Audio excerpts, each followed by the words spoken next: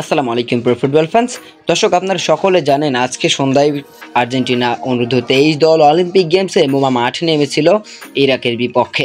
এবং ইরাকের বিপক্ষে আর্জেন্টিনার এই ম্যাচটা কিন্তু অনেক বেশি গুরুত্বপূর্ণ ছিল, কেননা তারা কিন্তু প্রথম ম্যাচ মরক্কোর বিপক্ষে নাটকীয়ভাবে হেরে গিয়েছে। তাই তো এই ম্যাচটা কিন্তু অনেক বেশি গুরুত্বপূর্ণ ছিল আর্জেন্টিনা দলের জন্য।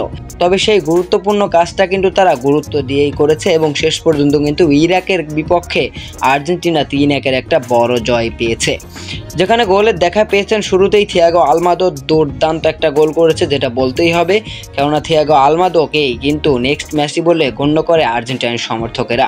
থিয়াগো আলমাদার একটা গোল, তারপর 62 মিনিটে গুন্দুর গোল এবং ফার্নান্দেজ গোল করেন 85 মিনিটে। অপরদিকে ইরাক কিন্তু একটি মাত্র গোলের দেখা পেয়েছিলেন, যেখানে তারা হাফ টাইম শেষ হওয়ার লাস্ট মিনিটে কিন্তু তারা গোল করেছিল একটা। তো সেক্ষেত্রে কিন্তু আর্জেন্টিনা 3-1 একটা বড় জয় পেয়েছে এবং বল দখলেও কিন্তু দুর্দান্ত ছিল আর্জেন্টাইনরা, কেননা 68% বল নিজেদের দখলে রেখে মোট 3টি চান্স ক্রিয়েট করেছিল, যেখানে কিন্তু একটি চান্সও ক্রিয়েট করতে পারেনি ইরাক।